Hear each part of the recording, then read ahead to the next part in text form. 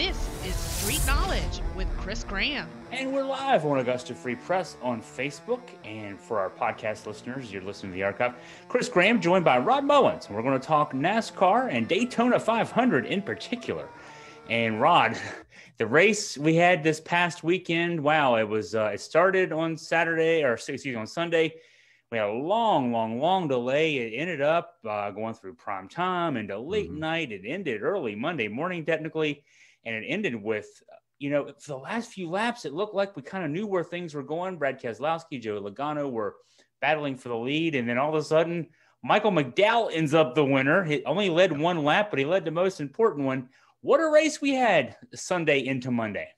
Yeah, and this was a race that, unfortunately, due to some family things that were going on Sunday, I was not able to watch all the entire race anyway. I was keeping up with different things, but I did keep up with lap 14 when the big melee started. And that was when the big wreck happened and took out, I put an estimate at least on a quarter of the field, took out at least a quarter of some of the good cars right there. And a couple of them being Bubba Wallace was one. Bubba Wallace had shown some really good runs here in the last couple of days, especially in the Clash and some of the qualifying. I thought he was going to do pretty good. And then you also had Eric Jones, who transferred over, came from Joe Gibbs Racing over to Richard Petty, that had been given up by Bubba Wallace. And, he was expected to do well, too. He had to start at the back of the pack, I think, and Bubba Wallace did as well. But, here that happened, and then it was the big one. And that was the one that everybody was kind of waiting for probably about halfway, or at least 3/4 of the race in, for that big one to happen. But, we got gifted again right at the end of that race with the big one once again, with taking out Kyle Busch, Joey Logano, Brad Keselowski. And really, that's the two right there that you have to talk about, Brad Keselowski and also with Joey Logano, as they were jockeying to try to, see who was going to come out on the end of that and win that race. And Keselowski was looking for that win. Logano's already won the Daytona 500, but it's always a great way to start off your season. And Denny Hamlin had let it slip out of his fingers. He had ran pretty good, but then a pit stop snafu happened, and the Fords and the Chevrolets got ahead of him, put him to the back, and out of nowhere comes Michael McDonald. And if people are kind of wondering who Michael McDonald is, you think back here several years ago at Texas Motor Speedway, his car was almost obliterated when he hit the wall. He was going at least 180, maybe about 190 miles an hour, and his car was just torn all to pieces. He walked away from that. And that's a testament to the safety things of NASCAR and so forth. But, he's hung in there. He has had some, sponsorship. It's almost been a race by race sort of thing, but he's with Front Row Motorsports, and, they've got the Love's truck centers, the Love centers that you can see mostly on the interstate when you're traveling.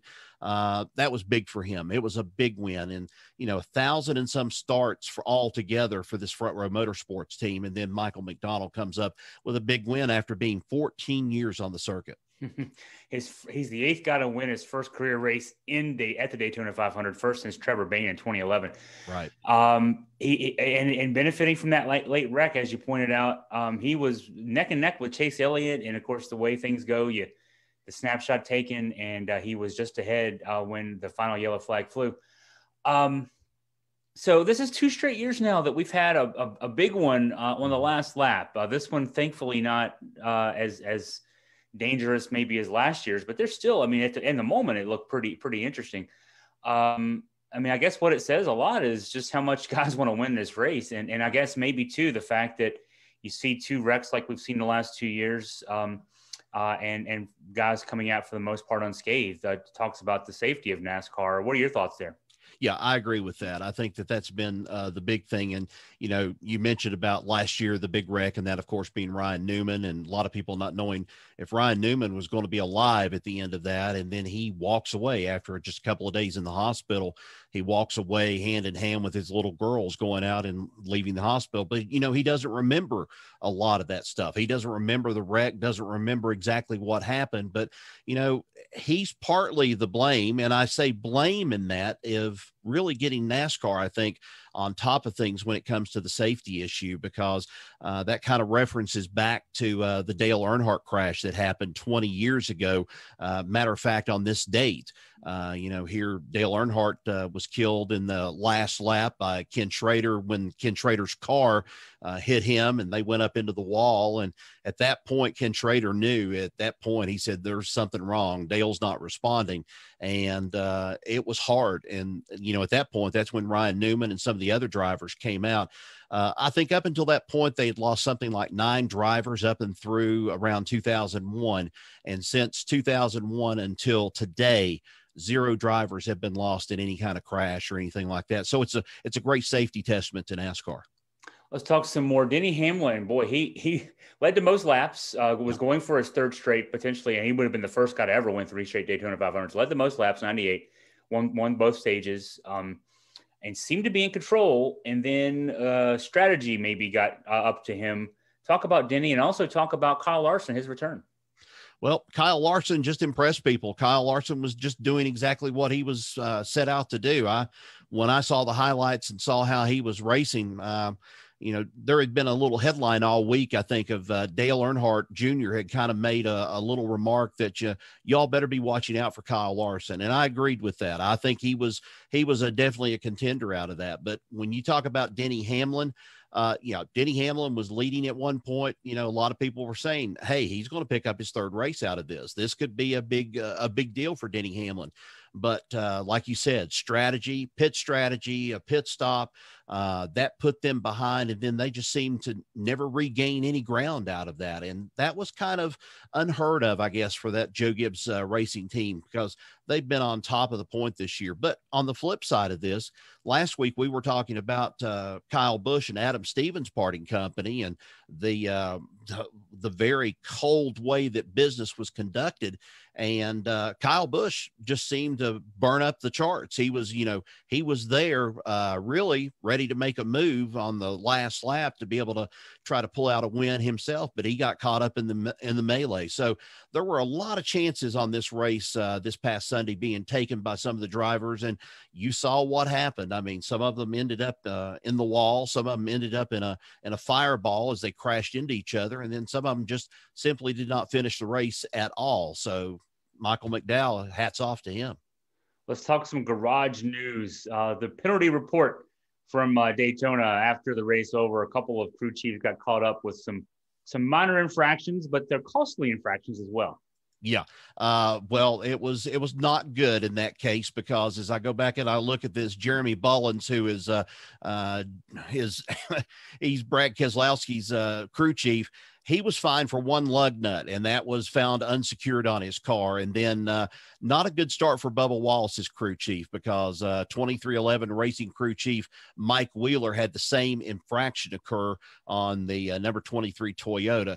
That wasn't too bad for those guys, but I know it's a first-time thing. It's the first race.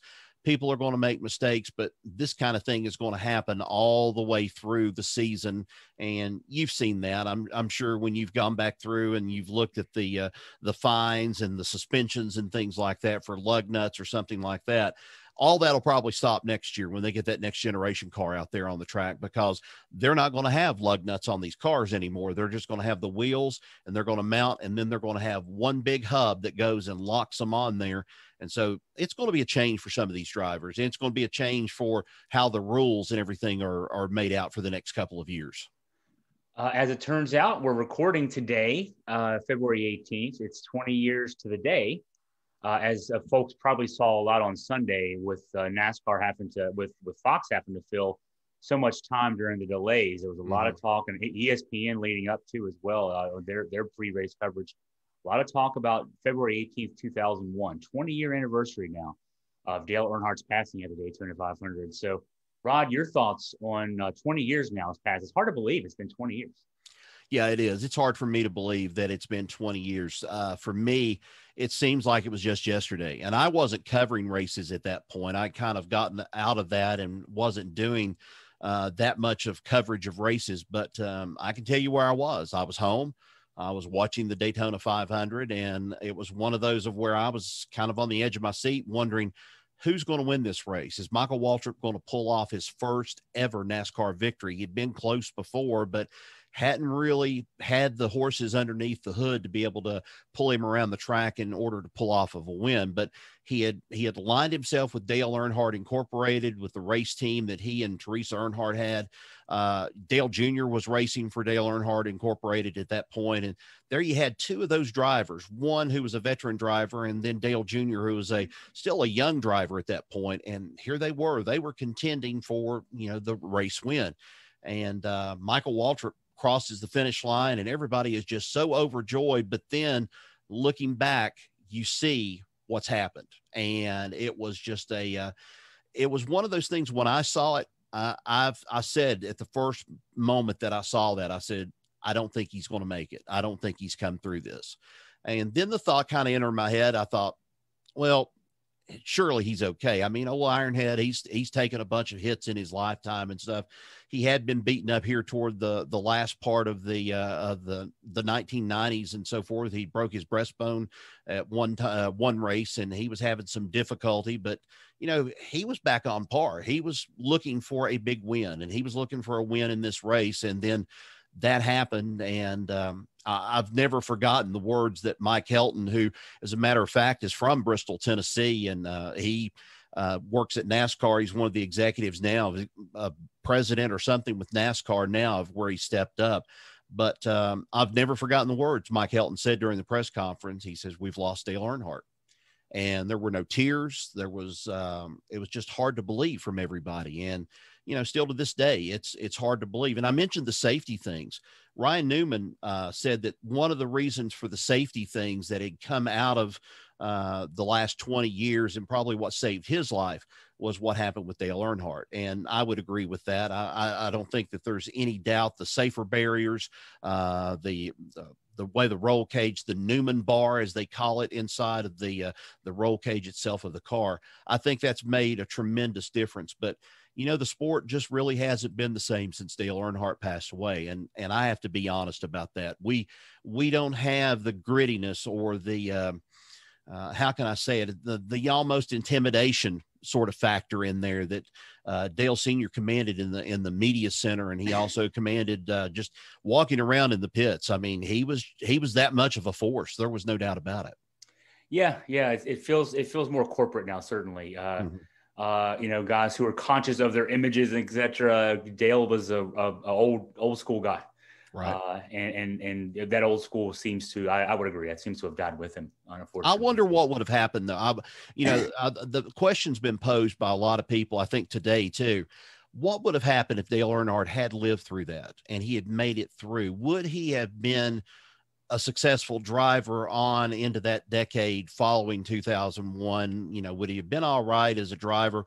I think he would have probably started making the move at least about 5 more years racing, and then making the move to just go ahead and take over with his race team, have Dale Earnhardt Incorporated take over. But, so many things happened at that point. And when he passed away, there was the separation sort of thing that came with that. Dale Jr. was stuck in a race team that he felt like he was just being hampered. He was hindered from it. His stepmom, Teresa, was looked at as the bad guy out of this entire thing. When Dale moved on to Dale Jr. moved on to Hendrick Motorsports, a lot of people were thinking this is going to be the quote unquote second coming of Dale Earnhardt. And I think a lot of people put too much pressure on Dale Jr., I think, to try to fill those shoes. And Dale Jr. was nowhere near the type of driver that his dad was. And he had his dad to be able to tell him or show him what kind of driver that he had been. And Dale was sort of a clean and kind of altogether kind of a clean cut driver. He didn't want to go and give up position at different times, but also he didn't want to ram up on the backside of somebody unless somebody had done something to him intentionally and he was going to pay him back. But not like the Intimidator would, just constantly riding your tail during an entire race like you would at Bristol and turning Rusty Wallace around. That was the highlight, I guess, of my early time of covering NASCAR, was when Rusty Wallace cracked Dale Earnhardt in right about the bridge up in here about his nose. with that water bottle, and they were having to restrain both of them down in the pits that night. And I had walked in the media center just at the point that fight had broke out, and I missed it. And it was very frustrating for Rusty Wallace that night. Oh yeah, and the Dale Earnhardt senior Jeff Gordon feuds, their rivalry was what NASCAR. Gosh, several years of NASCAR. That's what really got NASCAR in the mainstream consciousness, national sports consciousness. What was that? The two very different guys, the clean cut, squeaky guy, and the old school gritty guy. And NASCAR certainly suffered for not having that side of the rivalry represented thereafter. So yeah, nobody really stood up. I mean, a lot of people would say, well, Kyle Busch stood up.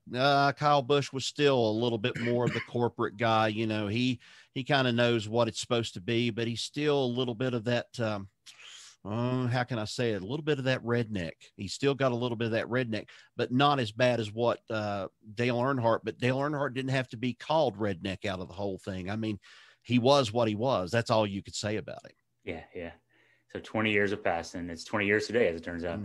Hey, let's look ahead to the weekend. Daytona Road Course this weekend. So take us into how that's going to work, and what can we expect?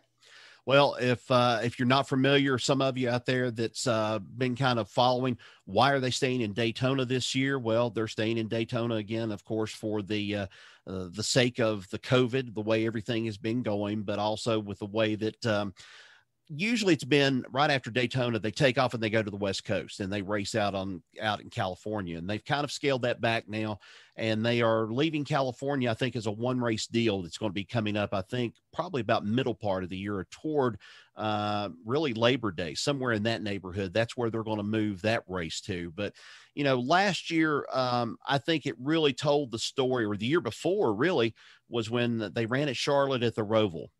They got a lot of interest into that race. And then you had Daytona saying, well, we've got the race, the road course down here for the Rolex race that we have before the Daytona 500. Let's see what we can do with that. And so this past year, with all the COVID thing going on, and they couldn't race at Watkins Glen in New York, they decided, hey, let's go ahead and just have a road course race down here at Daytona. Of course, they didn't get to practice either. These guys had to go out on, fresh new tires and find out how the racetrack really ran for the first time. And I think a lot of them did great. And, Chase Elliott did well out of that. Chase Elliott did well in that road course race. And so we're going to have another one this year, in addition to adding on the Circuit of the Americas in Austin, Texas. So this is kind of our first taste of, racing outside of the oval, or at least a small tri-oval, how you want to call it. But they're going to be racing, and it's going to be the road course, and it's coming up on Sunday. And I think we're going to have an exciting race to this. It's not only going to be just the Cup guys, but it's going to be the truck, and it's also going to be the Xfinity Series, all on that same course. And that's just kind of getting us ready and loading us up for what's going to happen at Bristol coming up here in about 3 or 4 weeks. Yeah, that's right. Good work for that. And that's another thing that we saw a lot of on Sunday. With so much time to fill, you get to see a lot of coverage from last year, and got to see some of what Daytona looked like last year road course wise. So yeah, it should be interesting to see this weekend coming up. So we'll look forward to Rod's coverage of that. And so how's the weather down your way? We fortunately didn't get what was expected. We were projected to get a foot of snow, and we got like 2 inches. So how are things down your way? Down our way, it's not too bad. It's just really foggy right now. Outside from where I'm at, it's really foggy. We were supposed to get at least anywhere between 2 to 6 inches of snow. It just didn't materialize. I think the ground was just a little bit too warm for it. But I know last night when I was watching the weather reports of the weather coming from Kentucky, man alive, I couldn't believe how much snow had fallen in Kentucky at some point.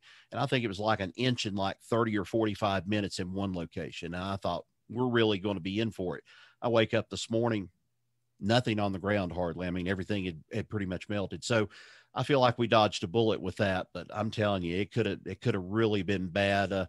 We've had enough of it. We've had enough of, especially the ice. I don't know how you guys have been. I know I've seen a couple of times on some of your posts, and I think on some of Crystal's posts, the snow and the dogs enjoying the snow up there. We've not had as much snow except for one big snow right around Christmas time, and that was our white Christmas. But other than that, we've mostly had just a a couple of flakes, maybe a little bit of snow. And then for the last week, ice. That's what it's been mostly. And I don't like ice at all. I can deal with the snow, but I don't like ice. It's been a weird winter. I mean, now, Yes, and folks down all the way to Texas, of course, so feel for those folks down there. Mm-hmm. If you're in Texas, our thoughts are definitely with you. All the way through Arkansas, Louisiana, Memphis had a foot of snow. It's just crazy what we've been seeing here the last few days. Spring cannot come soon enough, certainly. That's the case. So. The thing that surprised me was all of those turtles off the coast of Texas there that they had to rescue. I think it was almost 150 of these turtles. They were just like shocked because of the temperature change and how everything was. And, boats having to go out and save these turtles just to save them, and everything to get them to where they could warm up. It's just wild. I mean, to see things like that, but it's just the way our weather is, I suppose. Seeing below zero temperatures in Texas and Arkansas, nothing makes sense. It just doesn't make sense. Well, we're thinking of you guys out there, those who are struggling through this, and hey, maybe NASCAR can help get our attention and give us something to entertain, and then make us think about spring. Hey, watching TV and seeing folks in Daytona won't be so bad. So, hey, Rod, thanks for your time as always. Really appreciate it, and we'll talk to you again next week. Okay, Chris, appreciate it. Thanks.